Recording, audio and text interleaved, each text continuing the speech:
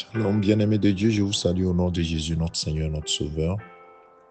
Le Seigneur nous a encore accordé la grâce ce matin, ce samedi 27 décembre 2025, d'être debout, oui, d'avoir le souffle de vie. Et nous lui rendons toute la gloire et nous le remercions. Mon frère, ma soeur, j'aimerais t'inciter dans ces derniers jours qui nous séparent de la fin de l'année à demander à l'Éternel, notre Dieu, de te restaurer dans les domaines qui en ont besoin dans ta vie. Parfois, peut-être c'est tous les domaines de ta vie qui ont besoin de restauration. Demande cette restauration à Dieu et il est capable de le faire au-delà même de ce que tu imagines.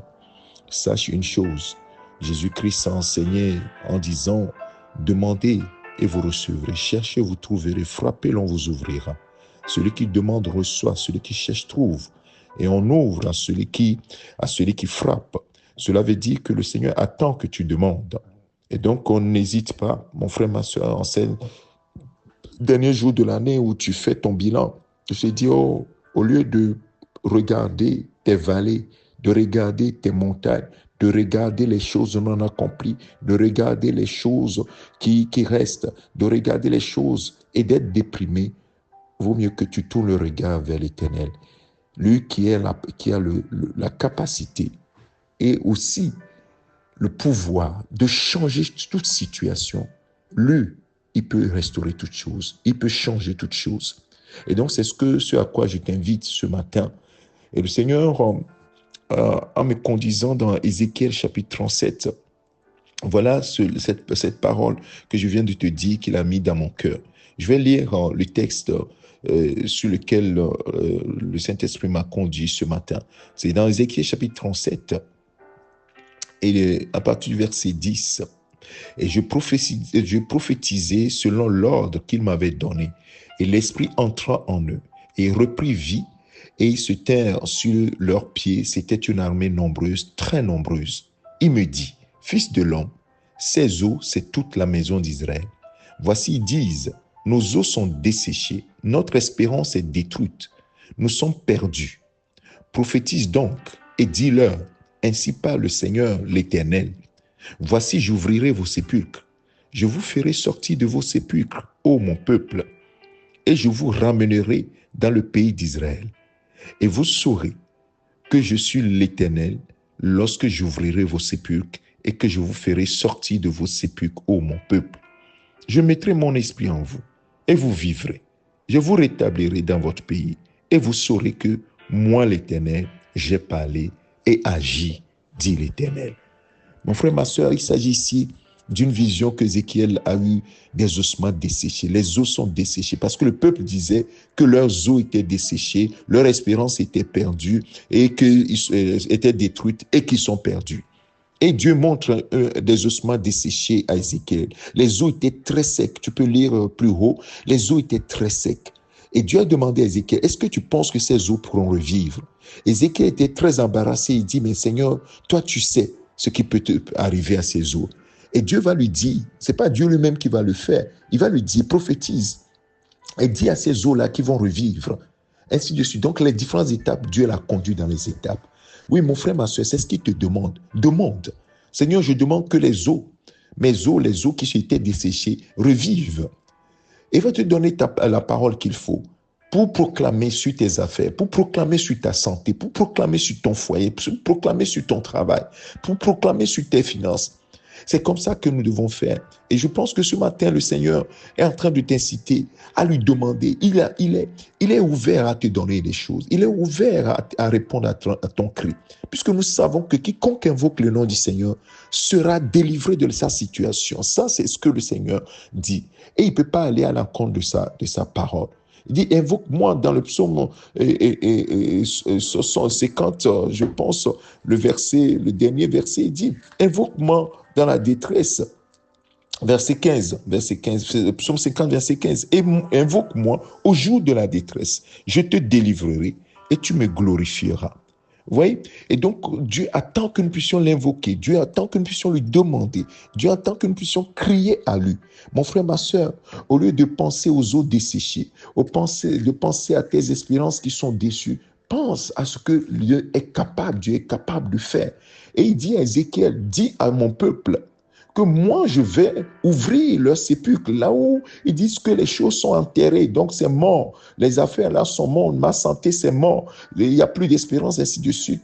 Je vous ferai sortir de vos sépulcres, ô mon peuple, et je vous ramènerai dans le pays d'Israël, et vous saurez que je suis l'Éternel, lorsque j'ouvrirai vos sépulcres, et que je vous ferai sortir de vos sépulcres, ô mon peuple. Oui, donc nous voyons que le Seigneur, la volonté du Seigneur, c'est de restaurer son peuple, c'est de restaurer ses enfants, c'est de restaurer les domaines de la vie du Seigneur. Et même si ici, il parle du côté spirituel, va mettre un cœur nouveau, il en a parlé plus tôt. Et il leur donnera un cœur nouveau, ainsi de suite. Ici, clairement, on voit qu'il veut restaurer totalement son peuple dans tous les domaines. Parce que s'il y a la restauration sur le plan spirituel, ça impacte les autres domaines de notre vie. C'est ça ce que nous devons comprendre. Et lorsque nous ne sommes pas au point sur le plan spirituel, ça impacte également négativement sur tous les autres domaines de notre vie. Ainsi, mon frère, ma soeur, tu dois être attaché à la restauration que ton Dieu va te donner. Et c'est ce que le Seigneur promet ce matin de faire dans ta vie et dans la mienne.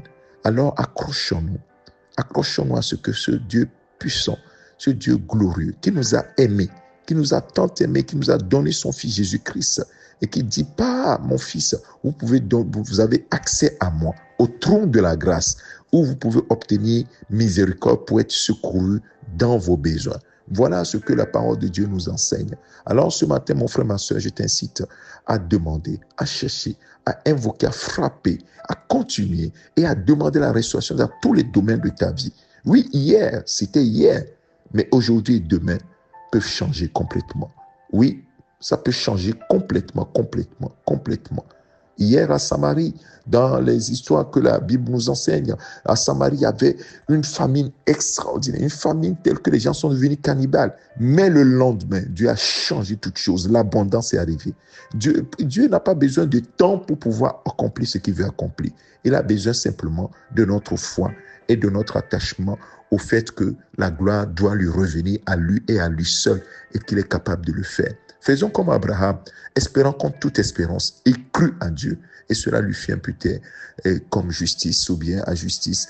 Et c'est ce que Dieu veut de nous, que nous puissions espérer en lui contre toute espérance. Même si toutes les situations montrent que nous ne pouvons pas espérer, nous devons continuer à espérer dans le Seigneur. Voilà ce que le Seigneur m'a mis sur le cœur ce matin pour toi, mon frère, ma soeur. Nous allons pouvoir prier. Éternel, notre Père, notre Dieu, oui, tu as prévu un temps de restauration pour ton peuple, un temps de réconfort, un temps de consolation. Et à chaque fois, Seigneur, que les saisons arrivent, tu prévois toujours une saison de grâce, une saison où, Seigneur, tu es prêt à répondre à quiconque, oui, invoquera ton nom. Et c'est le temps dans lequel nous sommes, où tu es prêt de ceux qui t'invoquent. Alors, Seigneur, mets sur le cœur de ce frère, de cette sœur, au lieu de pleurer, au lieu de pleurnicher, au lieu de se lamenter, de se tourner vers toi et de t'invoquer, Seigneur. Tu as dit, invoque-moi et je te répondrai, je te délivrerai et tu me glorifieras. Seigneur, que cette parole résonne dans le cœur de mon frère qui est complètement abattu, ma sœur qui est abattue, ce matin qui va écouter ce message. Seigneur, relève-la et que ses yeux soient tournés vers toi seul, toi qui es la solution des cas impossibles. Les eaux desséchées d'Israël étaient impossibles que ces eaux reprennent vie. Mais toi, miraculeusement, oui, par la prophétie d'Ézéchiel, tu as montré que en parlant simplement, la situation peut changer et être transformée complètement. Seigneur, c'est pourquoi ce matin, nous proclamons que, Seigneur, notre situation peut changer totalement. Les domaines de nos vies qui ont besoin de restauration, je proclame la restauration, je décrète et je proclame la restauration maintenant au nom de Jésus-Christ. Père, merci à toi parce que tu es fidèle. Et si ta parole sort, c'est que tu veux le faire. Et nous te disons merci par avance pour l'œuvre que tu as accomplie. Gloire, honneur, célébration à toi. C'est au nom de ton Fils Jésus-Christ que nous avons ainsi prié. Amen. Que le Seigneur te bénisse, mon frère, ma soeur. Je te souhaite une excellente journée, un bon week-end dans la présence de ton Dieu. C'est ton serviteur, le pasteur Alexandre. Amen.